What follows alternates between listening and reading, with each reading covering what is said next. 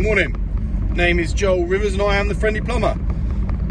Started this little channel just to take you guys with me on a little adventure, show you through my day-to-day running of things, and hopefully maybe you guys can pick up a few little bits and maybe learn something. So we're just on our way now to the Merchants, go and pick up some bits for our first job of the day, which was a boiler breakdown that we went to yesterday night.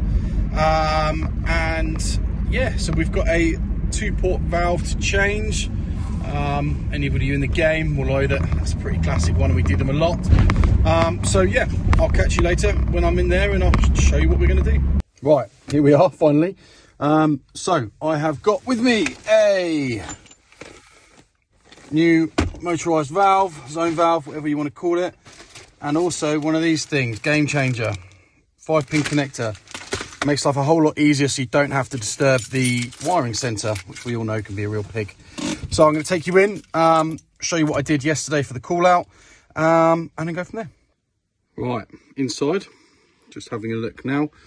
I can show you what I did. Effectively got called out to a no heating, and hot water was working fine but no heating. We installed the boiler about a year ago. Excuse the mask, COVID. And then what we did was we came through and found that zone valve there. Valve was moving fine, but the synchro motor had gone. Didn't have a spare one on the van, so all I did was basically bypassed it out with Wagos, took the head of the valve off, and that got them out of trouble overnight. And then now I'm going to pop the new head on. I'll show you when it's done. Okay, so super simple. This cable, you'll see in a second why I'm using one of these. So classic, just a surface mount box with a load of chock blocks in it. I don't want to get involved in that unless I absolutely have to. Too many times you put it off, start fiddling around, and then find a wire comes loose, and then you end up having to rewire the whole thing. So this thing totally negates that issue. Also super helpful for when you need to fault find, because this just literally clicks into that. You can see I'm just connecting colours, it's child's play. But it's great because you can fault find on all these terminals here, and it really makes fault finding easy.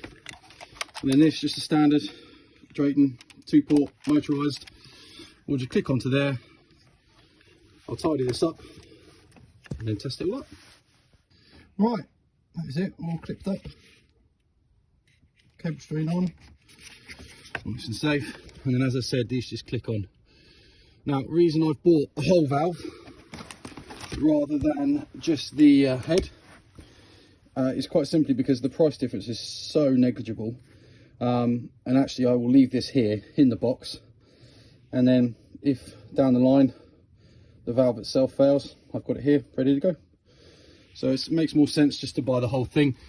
Also, they're easy to get hold of. You can buy just the heads, but I tend to not. It's just easier. But I've tested that valve and greased it up and everything's good to go. So we're going to turn the power back on, test it now. Right, all done. So we just tested it, make sure it opens and closes nicely. And we're all tickety-boo. So that's another one ticked off.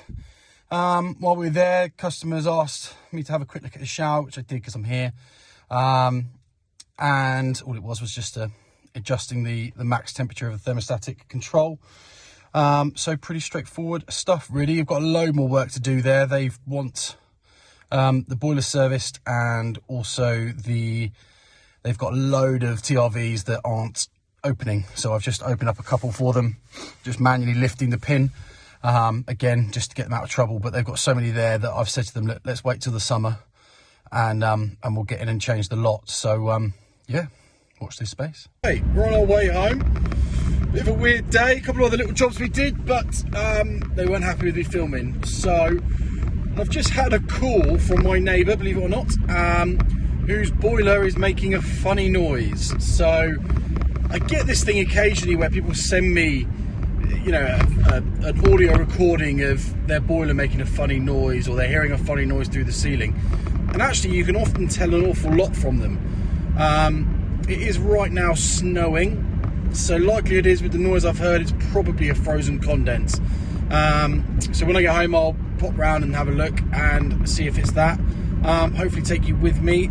If it is, I can show you a nice simple fix for it. I've had my eye on this for a while and I've been telling him, but he wouldn't listen. What we've done, we've sorted it now, but it was exactly what I said it was. Block condense. All we've done is just poured some hot water on it, not boiling, but hot. And you can see the state of the pipe work.